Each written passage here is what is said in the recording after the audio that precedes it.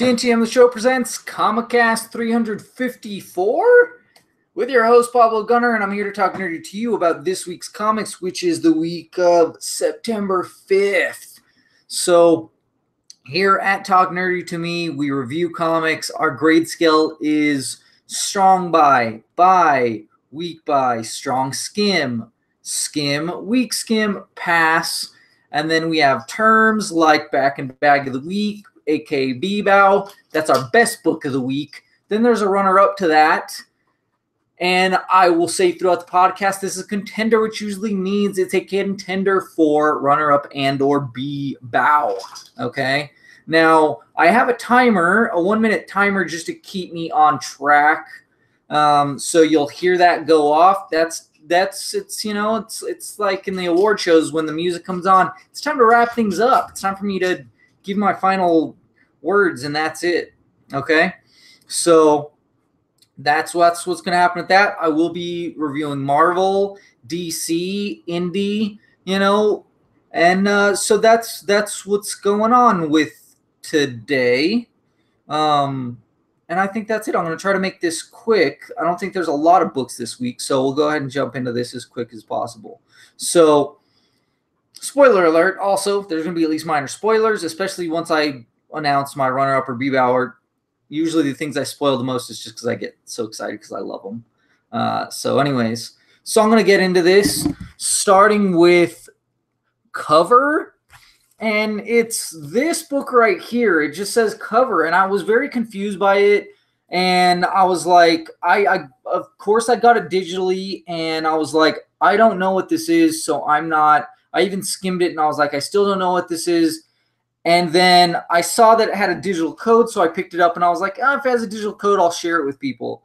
So it is Brian Michael Bendis and David Mack, digital coloring by Zu Orzu. But anyways, it's essentially Bendis, I think, or them working together to make up stories. Not make up stories, but they seem like real stories of David Mack has done a lot of covers, and he's actually done his own art and stuff. Like, he's done stuff for Marvel, but he's not like he's done his own stuff.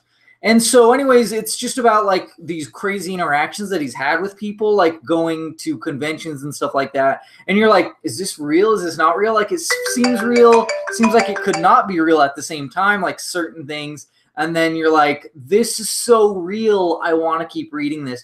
So it's one of those things where like, and the art is very different. It's very interesting because like some parts watercolors, some parts, like it's very intriguing. And so I have to give it like huge props for just like making something that's like real life into art that captures reality, but like also makes it like this could be fiction. I don't know. And yeah, it's just, and the variations of art in it too. So I was very impressed with it. I absolutely have to give it a strong buy. To be honest, am tempted to even keep it because it's so strong, at least until the end when I announce my back and bag. Because I love stuff like this because it inspires me to go, maybe I could turn my life into like a comic, like my daily or just like the crazy stuff I get into, the crazy things that happen, not everything, but just like certain things, like when someone cuts you off or something, and then the crazy thing you said or thought of, or, but you didn't actually do. But anyways, I'm going to hold on to it. That being said, it's a strong buy, and it's definitely a contender. Okay. Now, I'm also going to get into Thanos, the Legacy, with #1. And it is the same guy that did it before. It's Donny Cates. I don't know. It's Brian Level. I know of Brian Revel, but not Level. Anyway, so this just tells like about his death. It also tells about the other comic that Donny Cates did, and then like how he created his own. He set up his own death. It's very interesting. It's very intriguing, and you're like, okay, this is cool.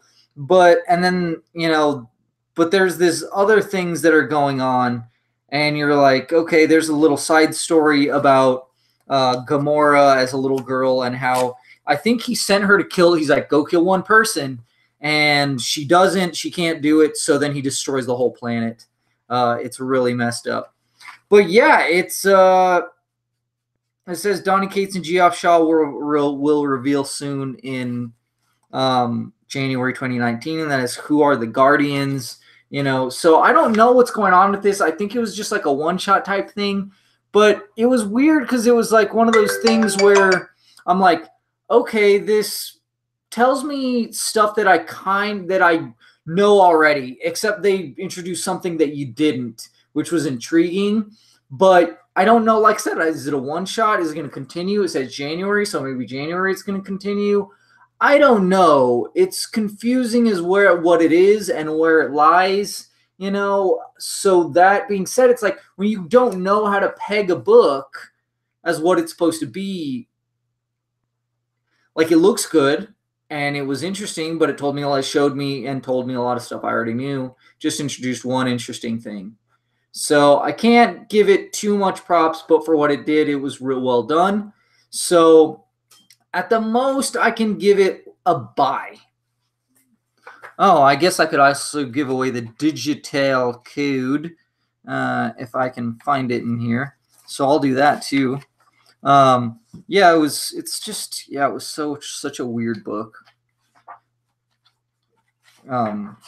Interesting book though. If I can find this code. I don't even actually, you know what? It doesn't even have a digital code. This is garbage. No, I don't know. It's not that bad. So, and then I have Cosmic Ghost Rider, okay, number 3. And this is Donny Cates. This is Dylan Burnett as well, Antonio Fabela. So, yeah, this one, he's taking on these crazy guardians, which is Cable and like this Juggernaut Duck and Kamala Khan is Captain America. And he doesn't want to kill in front of the baby Thanos. So he puts him with the Uatu the Watcher, but the baby can still see. And he like kills all these different generations that Cable keeps on bringing to fight Cosmic Ghost Rider. And they're like, this kid ends up being worse than just regular Thanos because of you.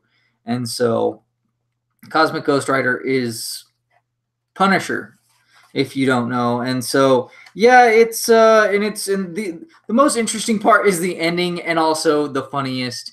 So yeah, it's I don't know, it's wacky, it's fun, it's interesting. I like it, but it's not like I don't know. So I don't know, it's weird because you're like, I don't have to have this, I don't know. It's weird. I can give it I kind of want to give it a strong buy because it looks great and it doesn't really, but I don't feel like I absolutely have to have this book. So I'll give it a buy, Here's the digital code: X for X-Men, 5, F for Frank, R for Richter, C for Cable, Z for Zarbon, 2, Y for Yellow Jacket, L for Logan, R for Rage, 3, G for Gambit. All right, let's do another DC book, and I am going to do Green Lanterns, number 54. And so this one, it's kind of, I don't know, this one I thought was kind of dumb just because of the fact that, like, they revealed something at the end of the last issue, which I'm going to spoil. Spoiler alert.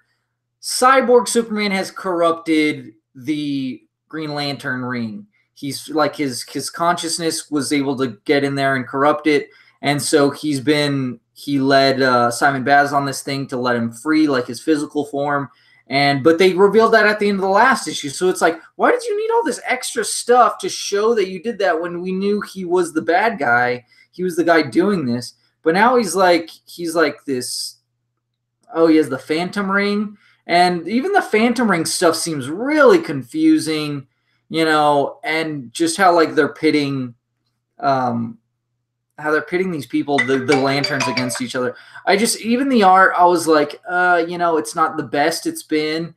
And I was just like, okay, I don't know. The storyline just seems really weak to me at this point. I just like you're repeating stuff and then you're pitting them against each other. Okay, fine, but I just I'm gonna the best I can do this one is a week buy. Okay. So now I'm gonna get into X-Men Gold number 35. This is Guggenheim, of course. So this one is essentially the conclusion with the Storm stuff. She's fighting this god of death. Looks so great. The X-Men, they're fighting this one guy, and they leave because they know something's going on with Storm. They go help her. She does get Stormcaster, which is pretty awesome, pretty epic. And they do like conclude that whole Stormcaster thing. And yeah, it's kind of sad. It's really cool though. See, this is the stuff that I love, and I love it because it reminds me a lot of the X-Men cartoon. And so I like that a lot, but it introduces new stuff because I really don't know about Stormcaster, but like I said, that whole arc is like done. So there's not, it is mostly a Storm issue, and that's my biggest faults with this book. Of course, the X-Men do come to help, so that's where it ties in. And there's parts that go to the X-Men, but it's not really a full X-Men book. Of course, the X-Men show was like that too, where it would just be about Storm out in Africa, and then like become this big group thing. So I like it. I feel like it's also, like, I don't know. It's like I said, that sounds convoluted because it's like, yeah, it reminds me of the cartoon. That's why I like it. But it's also called X-Men Gold, and it's not all the X-Men, even though they do show up and they show. I don't know. So the most I can give it, though, I feel like is probably a buy. Okay. So here's the digital code: T for Tomas, M for Marcos, A for Alamos, M for Marcos, J for Josefina, W for Huerita, S for Señorita, E for Eleuterio, Q for Quintana, 3, C for Carlos, L for Lupita. All right. Oh. Now let's do another DC book. I'm going to get into Adventures of Super Sons number 2, I believe. Yes. Tomasi Gleason, I think. And so essentially there's this flashback to the backstory of these villains, which is I think it's like this planet of Brainiacs or something like that. And then it gets back to what's going on, which is like this evil Luthor and all this crew that's like these evil little villains. It's like the villains, but they're little kids and they're attacking them and stuff. And then it turns out like that Joker he actually hates them. So he helps, Jonathan Kent, Superboy, to get loose and stuff, and they're like, oh yeah, don't trust somebody who is like that and stuff. And but it's crazy because they end up splitting Jonathan into Superman Blue and Superboy Blue and Superboy Red, which is really cool because I remember when they did that in the comics with Superman. So I'm like, oh my gosh, that's really neat.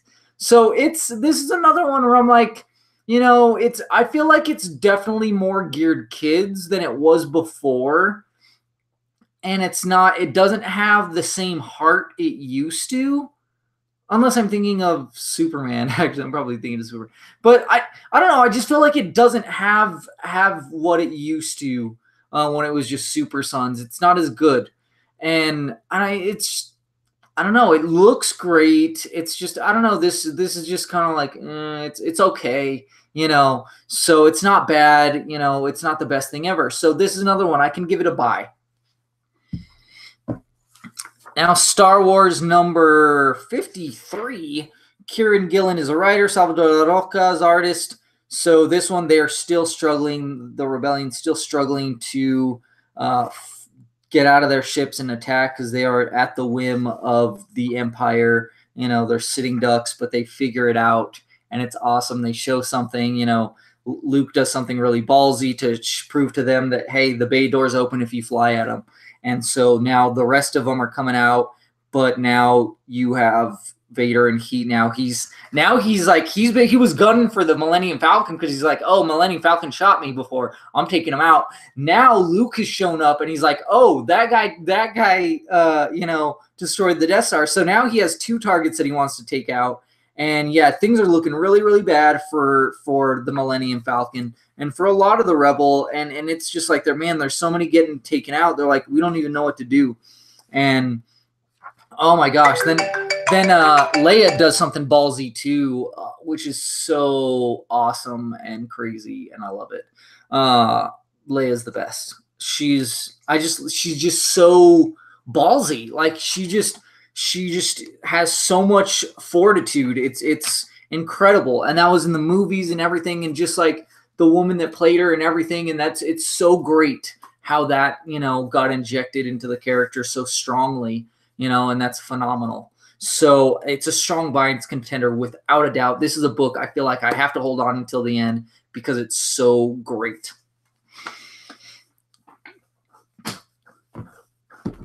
Let's do another DC book. I'm going to go with Batman number 54. And this one is like a flashback issue. It's King Wagner Moray. And it is, it's kind of a flashback, but not exactly. Now, it's flashback in the sense that you do flashbacks to when Dick Grayson, his parents died, and Batman took him in, and he was talking to him. And Dick was he was so full of anger and hate and rage. And Batman,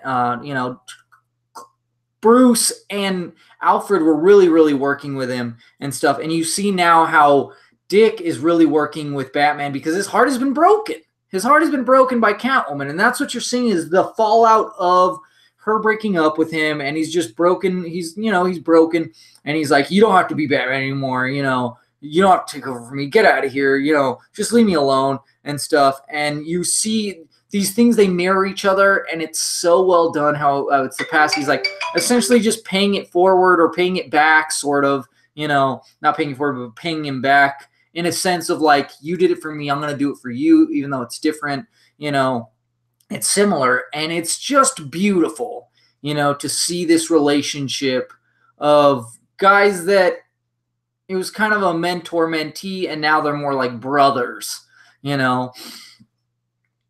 It's beautiful. The art, I will say, okay, at certain points, but it really fits it. It really fits it. And I like how it's different from the past to the present. It really works. It's beautiful. It really is. I feel like we don't see enough of different kinds of love in life. We see a lot of romantic love, but we don't see brotherly love or, the bromance, aspect, or especially even if it's just love for friends. Essentially, they're not even blood related. He's, I think, adopted him, but still, to see the love of different kinds, that's the beauty in this. And that's why I love it so much. And that's why I can give it a strong buy, and I can give it a contender. Speaking of love, man, Captain America number 3, Ta-Nehisi Coates, Lionel Francis Yu, and so we have something happens to Sharon Carter. She gets attacked by some guys, or she attacks them really, because she figures that what's going on. He talks to the people in this town, finds out this company that I think is under the disguise of Hydra or something like that has essentially taken over this town, but taken over it by helping them. And so they love the town. So the townspeople love it. It's just it's a Midwestern town and stuff. But they find out, yeah, Hydra has a thing set up here. So how do we take it out? He teams up with T'Challa and is it the sister Shuri or Nakia or something? And so they go and they take it. They go and they take it down with all these nukes and stuff like that used to be soldiers. And then you see someone that is at the control of this. I love how Cap, everyone keeps telling him to piss off and leave this thing alone. Instead of going I'm going to go find another objective, I'm going to go find another mission, he's going, I'm sticking to it. I'm going to be persistent. I'm not giving up just because you guys tell me to piss off every single issue. I'm still going to do it. In fact, I'm going to team up with other guys to take them down. I can't get help with the government. I'm going to go find another government that's going to help me and stuff. And so that's really cool. To me, that was really powerful thing too, as well. And so once again, it's him and T'Challa and I think Nakia, taking down these this group and these evil nukes. You know, Nuke's never. I feel like Nuke's never really been a good guy. I want to see Nuke be a good guy. You know, but anyways, it was really good. It looks great. It's really awesome, and I like it a lot. It's a strong buy. It's a contender as well. But I'll give this digital code away anyways. Here it is. F for Fantastic, C for Cable, M for Marvel, R for Rage, 1, O for Oscar, J for Jack. I don't know what that other one is. I want to say it's another J, but it could be an O. I really don't know. K for Kilgore, V for Victor, J for Jack, F for Fantastic. I hope that was the right one. If it's not the right one, tell me. I'll post it. All right. Let's do another DC book here. And I'm going to get with Green Arrow number 44. It is Benson Fernandez Calis. And, oh, yeah, it's this citizen whatever. And he's, like, sending these people. He's sending people after Oliver Queen. And so he's, like, in the, not Dukes of Hazzard vehicle. It was another one. And so he's driving off. He's driving crazy because these people are chasing him down and stuff. And so he gets out there. He suits up. He's like, we need to protect these other people that this guy mentioned, you know, because they're going to kill him or he's going to kill him, this citizen guy. And so he finds them. He gets them safe. You know, they both find him, you know, but one of them, this lady, she's like chained up. She's roped up to these horses, and he's trying to scare them off. This villain is to like just split her in 4 pieces and stuff. And so you see what Oliver does. It's really interesting. It's really cool, but they're also like going after him essentially too, and reveal this thing that he may or may not have done but in his past. It seems really realistic, you know, where sometime he went on the drunk and stuff. So yeah, it was really interesting. And then a certain guy shows up at the end. So yeah, I'm intrigued for the next issue. This one's very interesting. I really like what they're doing here. It's like a satire. What they're doing is like a kind of like a extreme satire of our own society, of like how we criminalize certain people, you know, but now it's turning like, hey, so using social media of like kill this person or don't kill this person that's like corrupt, you know.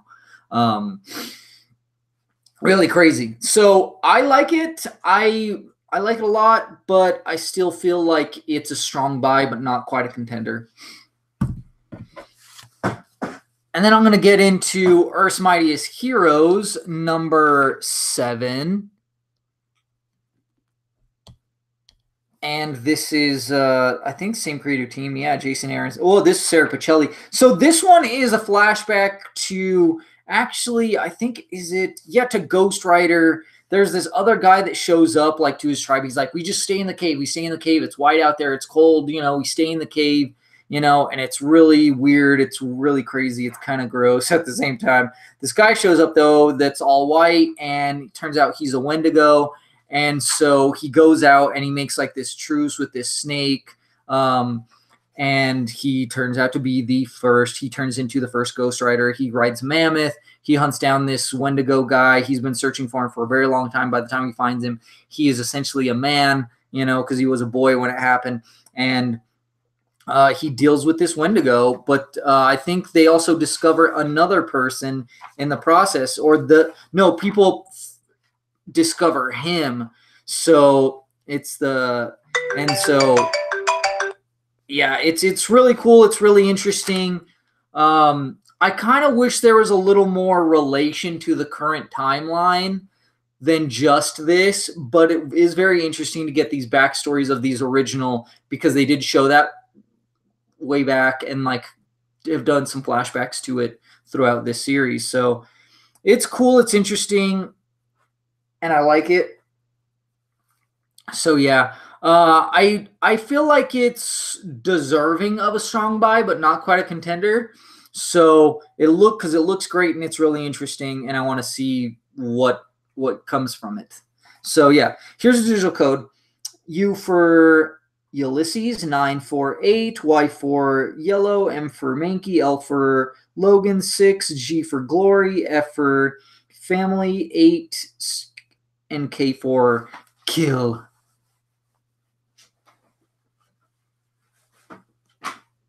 All right, let's do one more DC book with Justice League number 7, Schneider, Chiang, Morales, Moray.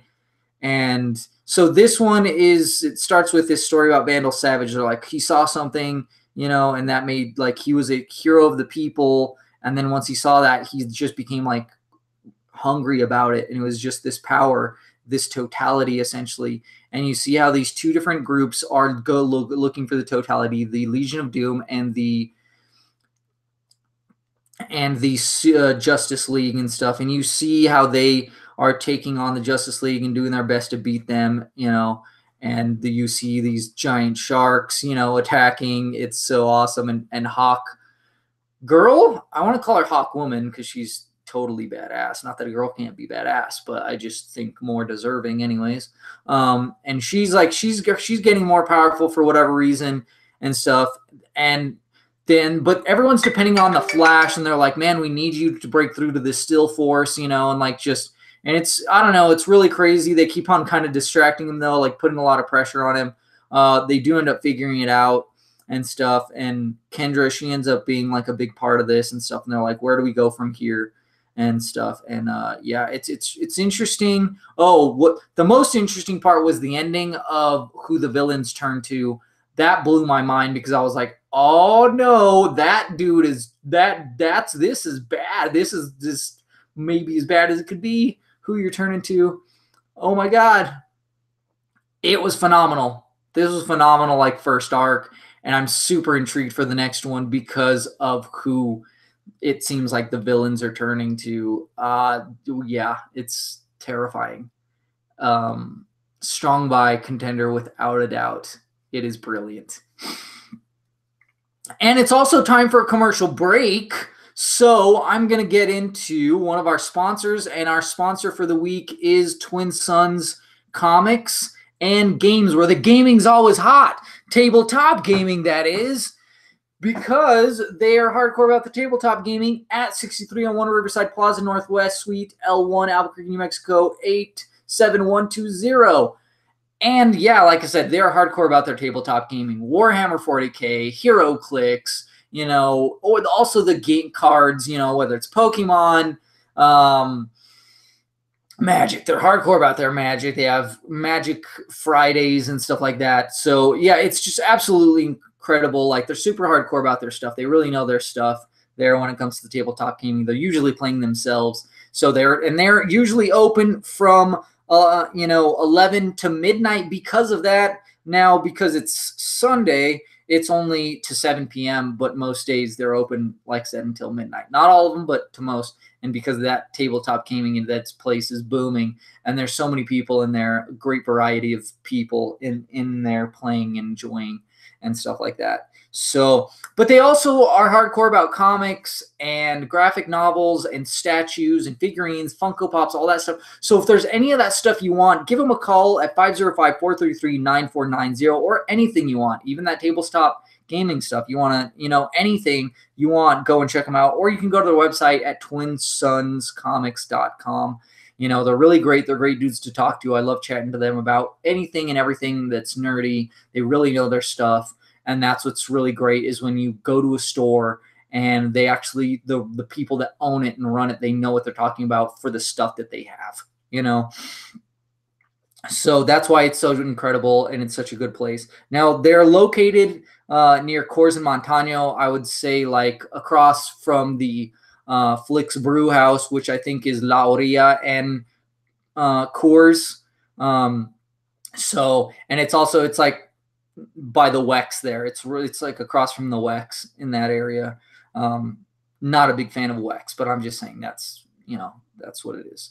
So yeah, make sure you check them out. Like I said, subscribe to them. The way that their subscription works, if for comics or anything, because they have this booklet and you fill it out, your information, you pick what you want, and the quantity you want. They have shirts in there. They have comics. They have manga. They have statues, figurines, all kinds of stuff in there, and mostly comics, graphic novels. So you put your stuff in there and you will get it for 15% off anything that's in that book. So, I mean, a statue for 15% off, that's a hell of a deal. You definitely want to get in on that. So make sure you get a subscription with them, because you are guaranteed if you fill out that subscription with them. All right. Like them on Facebook and stuff like that too. That's where they announce their events for their tabletop gaming, or just events period for stuff. The Magic and all that good stuff. All right. Cool. Now I'm going to get back into comics, and I'm going to start with Unnatural, number 3. Yeah, number 3. Mark Gandolfo. She does everything. You have this past moment. She's getting set up with this dating service, now that she's 25.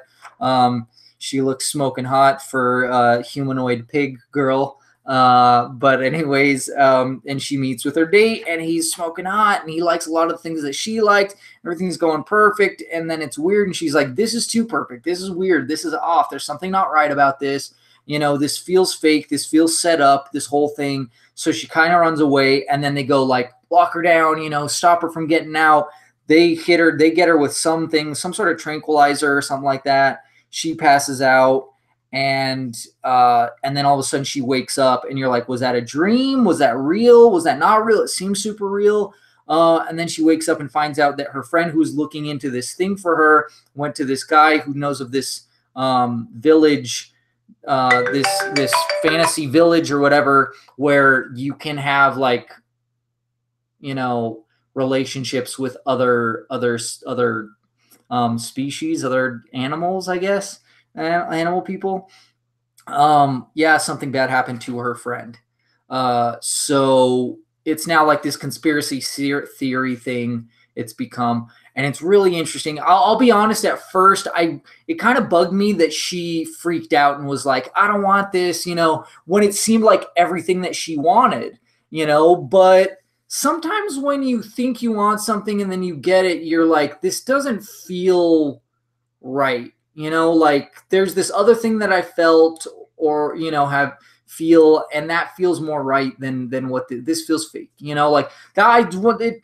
It took me time, because when I first read it, that bugged me. But over time, I'm like, yeah, it does make sense that she ran away from that situation. This is a phenomenal book. This is totally top notch. I've added this. This is a totally, add to the pool box, whatever. I love it. It's brilliant. It looks phenomenal. It's really interesting. Like I said, it's a strong buy and a contender without a doubt, for sure. All right, and now I'm going to get into the Silver Surfer Annual #1 by Ethan Sachs. I love Silver Surfer, and I think Arujo is the artist, or Arauj, something like that. O'Halloran colors. But yeah, so this one essentially is kind of like a origin story of like how he first got brainwashed sort of by Galactus so that he would be okay with attacking humanity.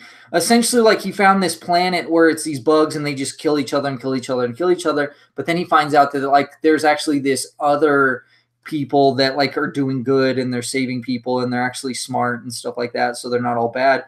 But then, like I said, Galactus mind wipes him of it. And so he goes, so that's like, oh yeah, he goes to Earth.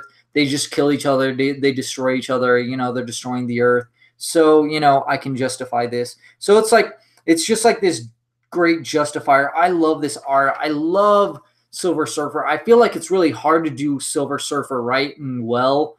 And this person, Ethan Sachs, just knocked it out of the park, and the art works really well. This artist is very different and unique from other artists. But it totally works for it. And it's phenomenal. It really is just an absolutely phenomenal book. And I love it. It's just grand. So this is another one. I have to give it a strong buy. I have to give it a contender. But I'll go ahead and give the digital code anyways, despite how great it is. 4-3, B for Bravo, 2, F for Fantastic, 2, H for Hotel, C for Cable, T for Thomas, X for X-Men, 6, and T for Thomas. All right, let's see. Do we have DC book. Let's do a DC book. I think we have Nightwing. Yes, number 48 Percy Filardi. So this one is cool. Like I said, I read the annual and I thought it was going to tie in directly. It doesn't. You don't need the annual. This actually starts off like almost like a new arc, sort of, but not exactly. So it goes to the Isle of Harm, but it's Irish. It's Diobale or something.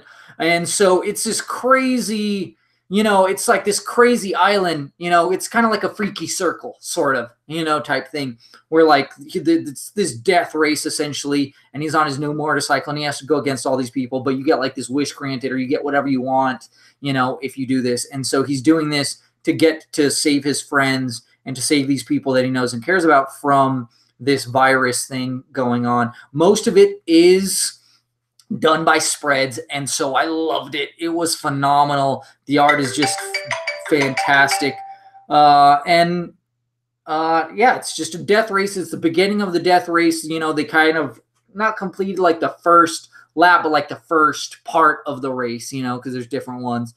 It is fantastic. I like it a lot. Like I said, I like it even more because, hey, you don't have to read the annual. You could just jump into this, and this seems like it seems like not the best jumping on point, but a solid jumping on point, just because like they do catch you in on what's going on, but like you won't completely get like who these people are, why he cares. And then, yeah, so it's great. And the villains that they put in here too, really cool, because it's part from his past too. I love it. It's a strong buy. It's a contender for me. Now I have Old Man Logan Annual #1. And this art is awesome from this front cover. I know I shouldn't be fooled by front cover art, but I was, because I was like, oh, if it's going to look like that, it's going to be great. Ed Brisson, Simone Di Maio, Donna Sanchez Almada. And the art wasn't bad, but it wasn't like what's on the cover. This one actually this is the Wasteland. So this is like him after he killed the Hulks, the Hillbilly Hulks. And so now there's this new group of Punishers, and they're just killing people and taking food and doing whatever they want. And they're using his essentially war journal to their own cause, And so the real Punisher comes out and he's like, yeah, I'm going to take these kids out, I don't understand how he's still alive, because it's like, well, they look like they're the same age, but I'm like, that doesn't make sense to me, because Logan's supposed to age way slower than everybody else. So why would Punisher still be alive? So they go and they take on this group, they've been stealing kids and stuff, training them to be part of this group and stuff. And they read them these scriptures from the war journal to keep them, and stuff. It's the art. I don't know. I wasn't impressed with the art that much. And I didn't really care for the art because I thought it was going to be better. In fact, this second story, The Punisher Wastelands Journal by Ryan Cady and Hayden Sherman, was actually better, which I think does take place in this, in the time of the, I think it's in the time of the Old Man Logan stuff. So yeah, that was really cool because he's like dealing with the nukes and stuff. And that art really worked for it. It looked messy, but it really worked for it. And this one kind of works for it. Just I thought it was gonna be better.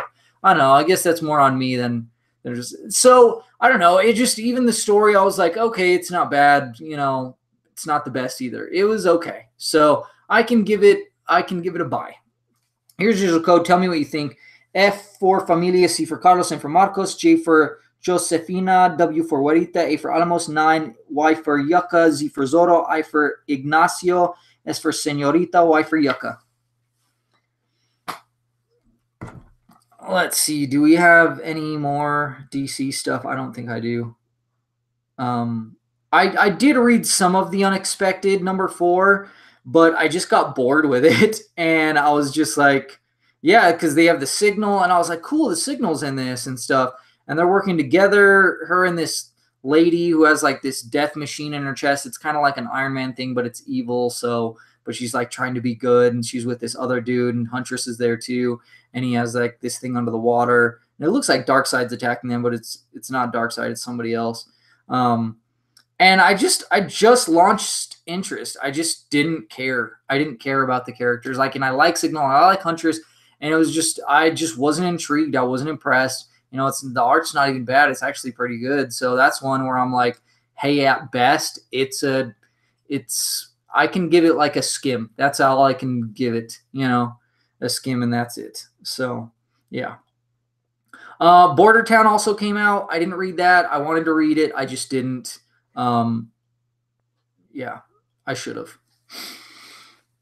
So, anyways, I'm going to get back to the rest of our books, which isn't much. Don't have much left. So it's Venom First Host, number 2, and Costa Bagley. And so this one, okay, so there's this Kree guy, and you think he's good because he's fighting off this Skrull lady that's trying to kill the symbiote. And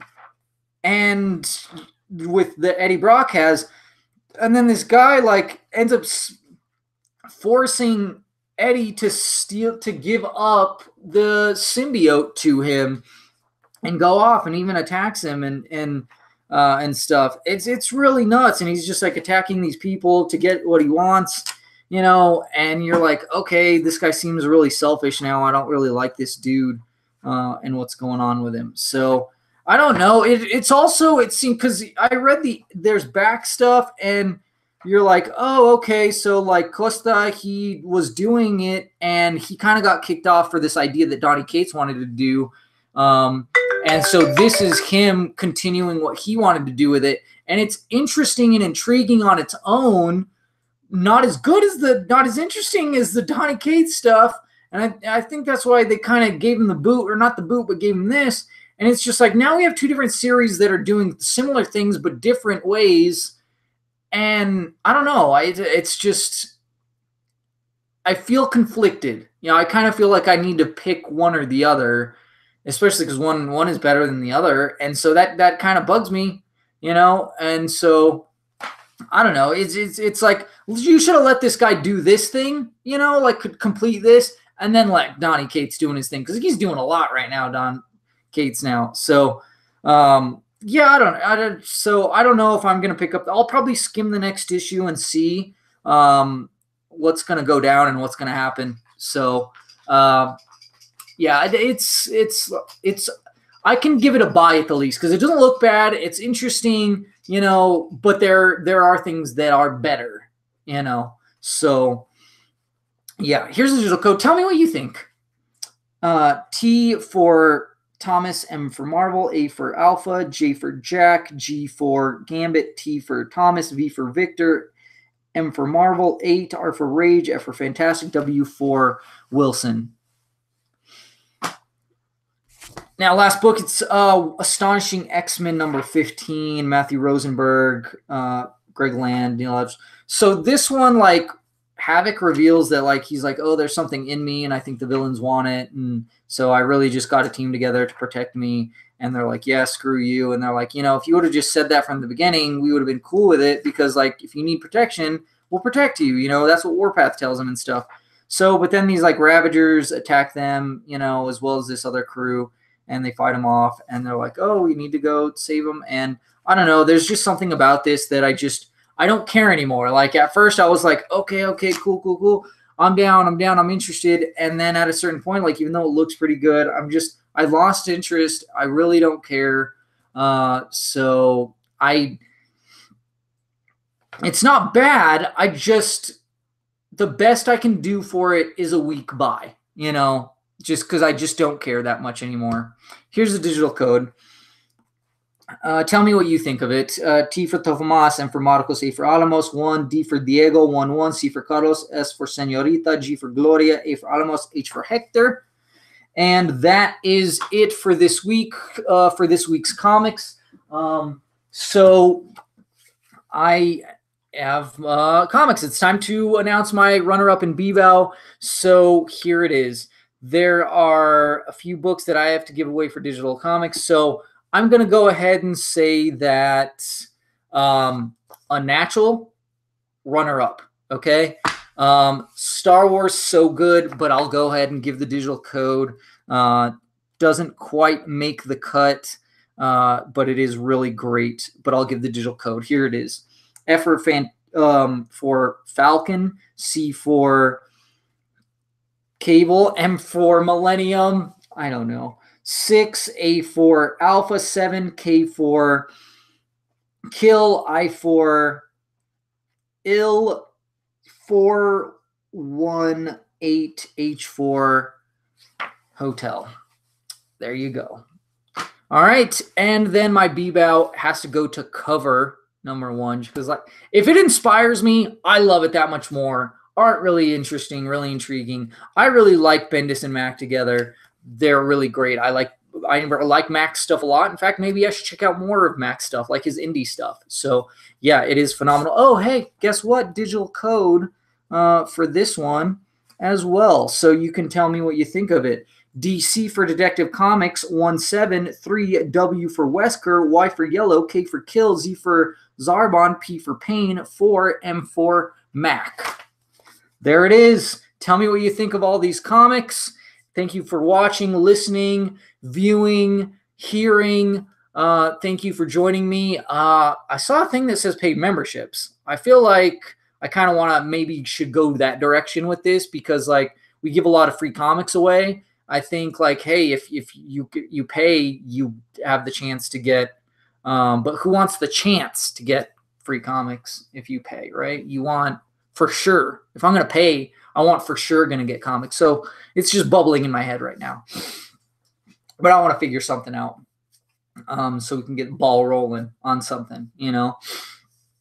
Maybe we can do like a kit of some kind, you know, like we'll send you a shirt, you know, if like you pay for a membership, we'll send you a shirt every month, you know, along with like some cards and some stickers and some comics. We'll send you, you know, comics and